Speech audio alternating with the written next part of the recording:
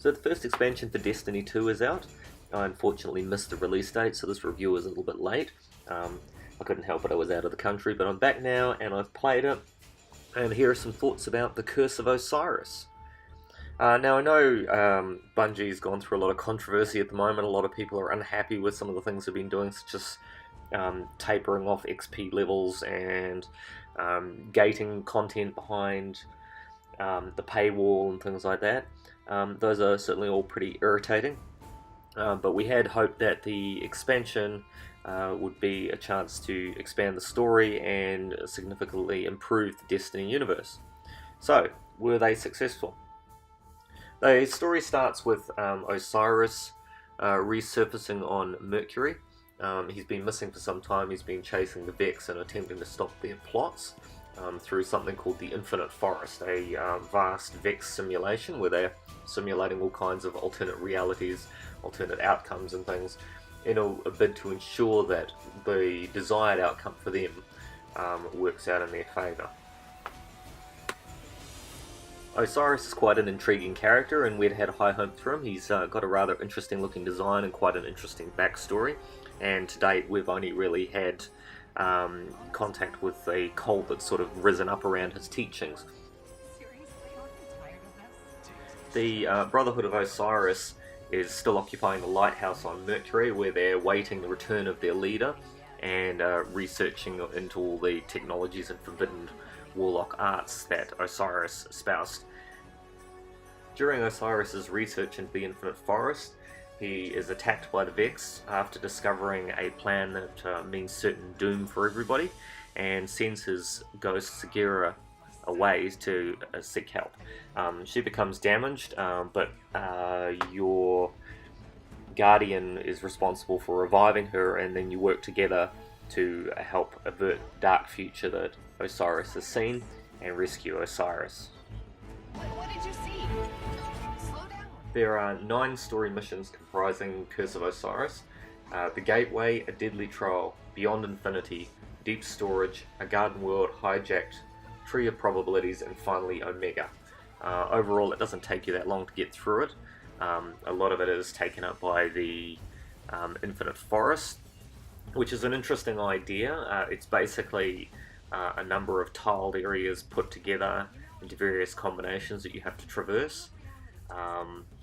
The only thing with it is I found they quickly became repetitive. Once you've been through the story missions, there's pretty much not much to see there after that. A lot of the variation just comes in ramping up the difficulty of the different enemies and things that appear in there. Long term, I wouldn't say it has a lot of replayability. It quickly becomes quite tiresome. The story itself, though, is quite good. The story missions are good. I would have liked to have run more story missions with Osiris. As it is, he really only appears at the very end, and he furthers a little bit of his relationship with Ikora, but he's not very interactive from the player's point of view. I think as an interesting character, they could have done a lot more with him. Really, they probably could have done a lot more with the expansion. The story parts, I think, are definitely where the value in this expansion lies. There's certainly not a lot to do afterwards. The Mercury area is quite small. There's not a lot of patrols and things in there. Adventures, as usual, just comprise running a couple of the story missions again and again and again. They have a heroic option, which basically just means they crank the difficulty up to 15. I was actually struggling to really damage anything playing those, and they just really just became an exercise in futility towards the end, and I pretty much just quit playing them. Overall, I think the expansion's okay, but it really is, the value is in the story. Once you finish the story, there's not a heck of a lot, but certainly the Mercury area is one of those smaller areas in the game. There really just isn't much to do. I don't even think it lets you use your Sparrow when you're in Mercury, probably just because you can pretty much walk around it. It's not that difficult or that far. I think there's one lost sector in there as well at the moment. Hopefully they're planning on expanding Mercury, but I agree with a lot of people's frustration that they seem to be putting a disproportionate amount of effort into the Eververse. A lot of things certainly seem to be pointing towards buying loot boxes, or as they call them, engrams, in this game, rather than actually putting it into the content. We're certainly hoping that the story, would have developed a lot more than it has. Overall, I don't feel that it's a bad expansion for the price. I think if I'd paid $60 for it, I probably wouldn't have been very happy, but $20 sort of feels okay with it. But yeah, there's certainly not a lot of replayability here. So yeah, it's up to you. Check it out if you like. If you don't, I can understand. I can sort of understand why people are tailing off from Destiny, and I really hope that Bungie and Activision pulls its head out of its backside and starts listening to the fans, because if they continue down this path of monetizing everything and just making it about loot and earning engrams and little bits and pieces, I don't think there's going to be many people playing the game soon. As a side note, unrelated to the expansion, the Christmas event, the Dawning, I think it's called, what a load of rubbish. The throwing a snowball thing is cute, but it really doesn't make any great difference. The grinding to get gifts, to get those engrams, again, doesn't make any great difference. I haven't unlocked anything really worth the hours and hours and hours of playing. I get what they're trying to do. Again, they're wanting you to drop money on getting the Christmas engrams, but I'm just not going to. I mean, the other thing that annoys me too is when you get something in an engram that you've paid money for, the fact that the item drops and it has a value of 10. I shouldn't then have to do miles and miles of bloody grinding in order to get that piece of equipment up to something useful, especially when you've dropped money on it as well. So yeah, I can see why people are annoyed. I know they say it's just cosmetic, but part of it was building your legend, building your guardian, building them up to be unique, different, powerful. I don't want them all to look the same when they're standing next to each other in a team or whatever.